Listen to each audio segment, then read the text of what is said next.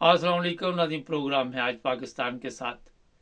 मजहबी नफरत पाकिस्तान में इस इंतहा को पहुंच चुकी है कि जहां पे जो पाकिस्तान की सबसे बड़ी अदालत है सुप्रीम कोर्ट ऑफ पाकिस्तान, वो भी अपने फैसले बदलने पर मजबूर हो जाता है। एक फैसला कर दिया गया, उसके बाद जनाब इतना प्रेशर आया सोशल मीडिया पर और आम पब्लिक ने और उलमा ने कि सुप्रीम कोर्ट को भी बाकायदा तौर पर दोबारा इस फैसले पर नज़रसानी करने के लिए कहा गया और इसके लिए दरख्वास्त भी जमा करवा दी गई। ये केस कोई पहली दफ़ा नहीं हुआ, इससे पहले भी बेशुमार केस जो हैं वो अदालतों में पड़े हुए हैं और वो लोग हैं जिनका तल्लुक अहमदिया जमात से है।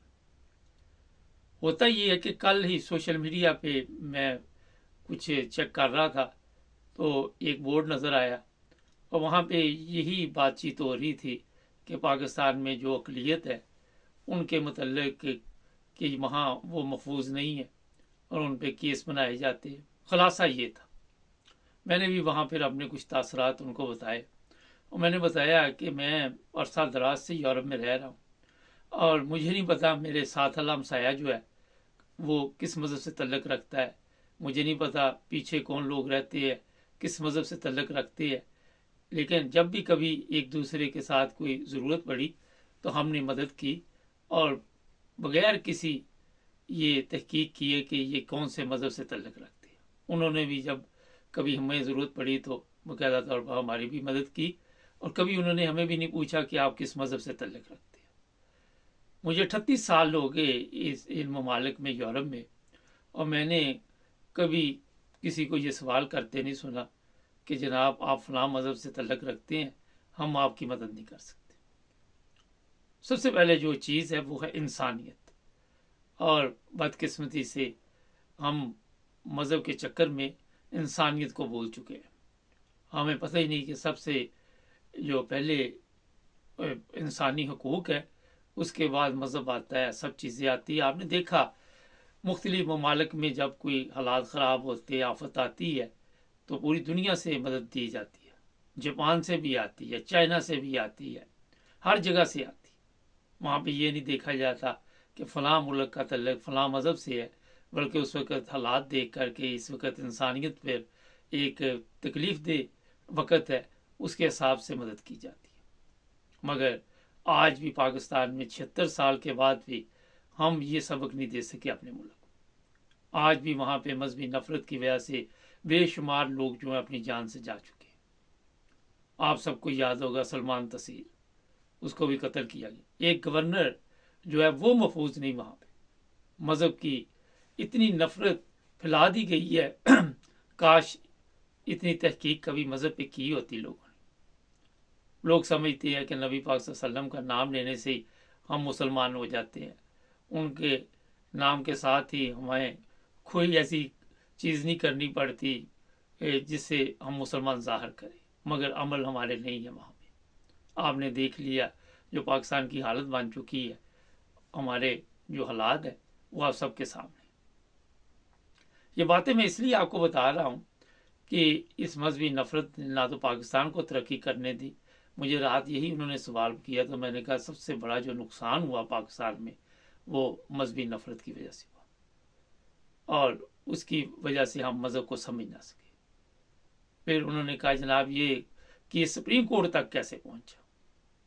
वजह ये होती है कि जो छोटी अदालतें हैं उसमें, अब हाई कोर्ट छोटी अदालत नहीं है, वहाँ तक भी जो उलमा का प्रेशर है वो बर्दाश्त नहीं ये जज कर सकते, क्योंकि उनको भी धमकियाँ दी जाती है, उनको भी कहा जाता है कि अगर आपने कोई इस तरह का फ़ैसला किया तो हम आपके साथ भी ये सलूक करेंगे।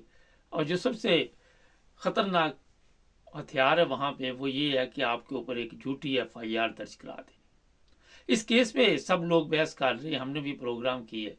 कोई कह रहा है 6 माह जेल थी, कोई कह रहा है ये केस पहले आया, कोई कह रहा है ये केस बाद में आया, कवानीन उस वक़्त मौजूद नहीं थे। मगर क्या ये इस केस में कोई हकीकत है? किसी ने इस तरह तवज्जो दी है कि ये केस बनता भी है, जिस केस के लिए इतना बड़ा पाकिस्तान में इस वक्त प्रोपेगेंडा हो रहा? किसी ने इस तरह तवज्जो दी है? किसी ने वो चेक किया है? مجھے یاد ہے، اب میں یہاں پہ یہ واقعہ سناؤں گا تو آپ کو بھی میرا خیال ہے کہ ہمارے چینل کے متعلق کامنٹس غلط لکھنے شروع کر دیتے ہیں۔ ایک پولیس والے کا میں نے ایک دفعہ انٹرویو لیا اور اس سے بات چیت ہوئی تو وہ کہنے لگا میں فلاں جیل میں جیلر تھا، اور پھر وہاں پہ بتایا گیا کہ کچھ لوگ آئے وہاں دورے پہ، تو انہوں نے جناب وہاں کچھ قرآن کی آیتیں لکھی ہوئی تھی، دورے پہ آنا تھا ابھی، تو پوچھا گیا کہ جناب یہ قرآن کی جو آیت ہے یہ ٹھیک لکھی ہوئی ہے؟ تو کسی کو پتہ نہیں تھا، کسی کو پتہ نہیں تھا، جتنے قیدی تھے وہاں پہ ان کو پتہ ہی نہیں تھا، اور وہاں پہ کوئی احمدی قیدی تھے، جب ان کو دکھایا تو انہوں نے وہ قرآن کی آیات جو تھی وہ ٹھیک کی اور ان کو بتایا کہ یہ اس طرح ہے۔ کوئی اس طرح ملتا جلتا واقعہ تھا، مجھے یاد نہیں، دیر ہوگی میں پروگرام کی۔ جو بات میں آپ کو بتانے والا ہوں کہ جس چیز کی وجہ سے آپ اتنا پاکستان میں بنچال لے کے آئے ہوئے ہیں، کیا اس کے متعلق آپ کو پتا ہے کہ وہ کوئی واقعہ اس طرح کا ہے بھی ہے یا نہیں ہے، یا کوئی جھوٹی ایف آئی آر؟ یہ سوال اس لیے میں نے آپ کو کہا کہ پاکستان میں بے شمار ایف آئی آر تو دور کی بات، ایسے لوگوں کو قتل کر دیا گیا جو میرا خیال ہے کہ مذہب کے خلاف کوئی بات بھی نہیں کرتے تھے۔ آپ کے سامنے سیالکوٹ کا واقعہ، کس طرح اس بیچارے کو بے دردی سے قتل کیا گیا جو سری لنکن تھا۔ کئی احمدی اپنی جان سے جا چکے۔ پشاور کے علاقے میں آپ سب کے علم میں ہے کہ ڈاکٹر تھے، کئی پنجاب میں بھی اس طرح کے واقعات ہوتے رہتے۔ یہ میں اس لیے آپ کو بتا رہا ہوں کہ سوشل میڈیا پہ بہت سے لوگ اس وقت میدان میں آئے ہوئے ہیں اور بغیر تحقیق کیے وہ یہ بتا رہے ہیں کہ ہم ختم نبوت کے لیے کچھ بھی کر سکتے ہیں۔ اب اگر آپ دیکھیں تو نبی پاک صلی اللہ علیہ وسلم نے تو کبھی کسی کو یہ مذہب کی وجہ سے قتل کرنے کا حکم نہیں دیا۔ جب اسلام آیا تو اس سے پہلے تو لوگ ظاہر ہے مسلمان نہیں تھے، پھر اپنے اخلاق سے، اپنی کردار سے لوگوں کو دعوت دی اور وہ متاثر ہوئے اور وہ مسلمان ہوئے۔ رات یہی سوال وہاں پہ تھا، میں نے کہا آج پاکستان کی حالت دیکھ کر میرا نہیں خیال کوئی اسلام قبول کرنے کے لیے تیار ہو۔ کوئی مجبوری میں ہو، کسی نے شادی کر لی ہو لڑکی نے یا کسی لڑکے نے، تو وہ آپ کہہ سکتے ہیں، مگر جو ہماری حالت صحیح سمجھ جاتا ہے وہ پاکستان میں کیا آپ سمجھتے ہیں کہ دیکھ کر اسلام قبول کرے گا؟ پاکستان میں مذہبی نفرت کا یہ معیار ہے کہ میں نے اس پر پھر پتہ کیا تو کچھ عرصہ پہلے چناب نگر جو لاری اڈا ہے وہاں پہ بھی ایک بندے کو قتل کیا گیا، اور جس نے قتل کیا وہ بھی مذہبی نام دیا گیا کہ جناب میں نے اس وجہ سے قتل کیا۔ بعد میں اسے گرفتار کیا گیا، کیا بنا کیا نہیں بنا کسی کو ہی نہیں پتا۔ یہ جس طرح مبارک ثانی کا کیس اس وقت اخباروں میں، سوشل میڈیا پہ یہاں تک کہ سینٹ میں جہاں جہاں بھی آپ سن رہے ہیں، اس سے آپ کیا سمجھتے ہیں کہ مبارک ثانی پاکستان میں محفوظ ہے؟ کیا مبارک ثانی کی جان کو خطرہ نہیں ہے؟ کیا ایسے لوگ حرکت میں نہیں آئیں گے اگر وہ کہیں بھی عدالت میں جائے یا کہیں پہ بھی ان کو نظر آ جائے تو اس کو نقصان نہیں پہنچائیں گے؟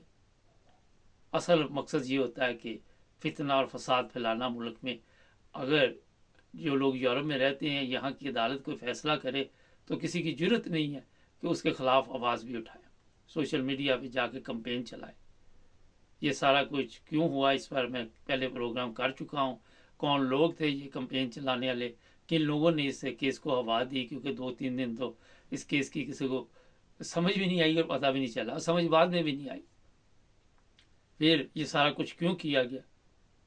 وجہ یہی ہے کہ اپنی کمزوریوں پر پردہ ڈالنے کے لیے سیاستدانوں نے جو کچھ کیا انتخابات میں، پھر ایک نیا ڈرامہ وہاں پہ بہت ضروری تھا، اور ہماری عوام کو تو موقع ملنا چاہیے کہ وہ اس طرح کا کوئی نہ کوئی ان کو جب سین ملتا ہے تو وہ میرا خیال ہے کہ فوری طور پر حرکت میں آ جاتی۔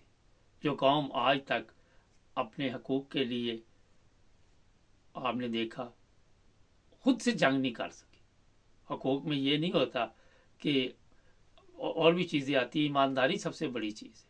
آپ نے آج تک اپنے آپ سے جنگ نہیں کی کہ ایمانداری کے ساتھ ہم زندگی گزاریں۔ آپ نے یہ جنگ نہیں کی کہ ہم ملاوٹ نہ کریں اپنے آپ سے، किसी दुकानदार ने आज तक ये जंग नहीं की, किसी ने ये जिहाद नहीं किया।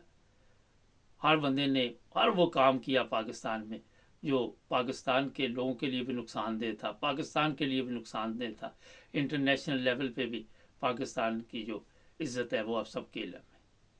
आज भी हम दूसरों की तरफ देखते हैं, आज भी हमें दूसरों की तरफ देखने के लिए बेशुमार ऐसे बयानात देने पड़ते हैं जो झूठ पर होते हैं, और किसी तरह हमारी ख्वाहिश होती है कि लोग हमसे मुतमिन हो जाए। हम अपनी कौम को मुतमिन नहीं आज तक कर सके। क्या वजह है? वजह यही है कि दयानतदारी से हमने ना कभी अदालतों से फैसले लिए, ना अदालतों ने ये फैसले किए, ना दयानतदारी से हमने ये किसी के खिलाफ अगर केस है तो वो दर्ज कराया। और फिर जो सबसे बड़ा मसला है कि पाकिस्तान में मजहबी नफरत फैलाकर लोगों को कत्ल किया जाता है। आप सबको याद होगा कि भट्टे में वो मियाँ बीवी को जला दिया गया था, और प्रॉब्लम क्या थी? ज़ाती मसला था। बाद में वो मालिक जो था जेल में गया, अब उसके बाद हमें नहीं पता क्या बना उसका। इसलिए पाकिस्तान में जो मौजूदा हालात है, इसमें मेरा ख्याल है कि जो लोग भी इस तरह मंजर आम पर आ जाते हैं, उन्हें फिर अपनी हिफाजत करनी चाहिए, उन्हें अपना ख्याल रखना चाहिए, क्योंकि वहाँ पे लोग ये समझते हैं कि इस तरह किसी की जान लेने से, या जिस तरह सलमान तसीर की, तो हम जन्नत में चले जाए। जन्नत और जहन्नम का ऐसा एक नक्शा हमने वहाँ पे बयान किया हुआ है, जिससे मेरा ख्याल है कि आप सबको पता है कितने लोग समझ रखते हैं और कितने लोग नहीं समझ रखते। जहालत का म्यार जो है बढ़ता जा रहा है, तालीम का म्यार कम होता जा रहा है, दुनिया तरक्की कर रही है और हम उसी जगह पे घूम रहे हैं जहाँ पे आपने देखा होगा वो बैल को बांध देते हैं, वो सारा दिन घूमता है, शाम को वहीं खड़ा होता है। वो तो शाम को वहीं खड़ा होता है, हम पीछे जा रहे हैं, हम आए दिन पीछे जा रहे हैं। हमें पता नहीं हमारी मंजिल कहाँ पे है, हमें ये नहीं पता कि एक इंसान के लिए अगर आप ऐसा इंतज़ाम करते हैं कि उसकी जान लेते हैं, तो पूरी दुनिया के लिए ये पैगाम दे देते हैं कि हम कोई पुरअमन लोग नहीं हैं। नाज़रीन, ये प्रोग्राम इसलिए करना पड़ा, सोशल मीडिया से कुछ ऐसी चीज़ें हमें देखने को मिली, और 9 ब्रदर्स टीवी इंटरनेशनल ने पहले ही आपको बता दिया कि पाकिस्तान में जब इतना बड़ा केस बन जाए तो वहाँ पे आज़ादी के साथ आप ना तो रह सकते हैं, ना ही मेरा ख्याल है कि अपनी ज़िंदगी गुजार सकते हैं, ना कोई कारोबार कर सकते हैं, कुछ भी नहीं कर सकते। चैनल को सब्सक्राइब करें, जुड़े रहे हमारे साथ, अभी और भी प्रोग्राम आ रहे हैं।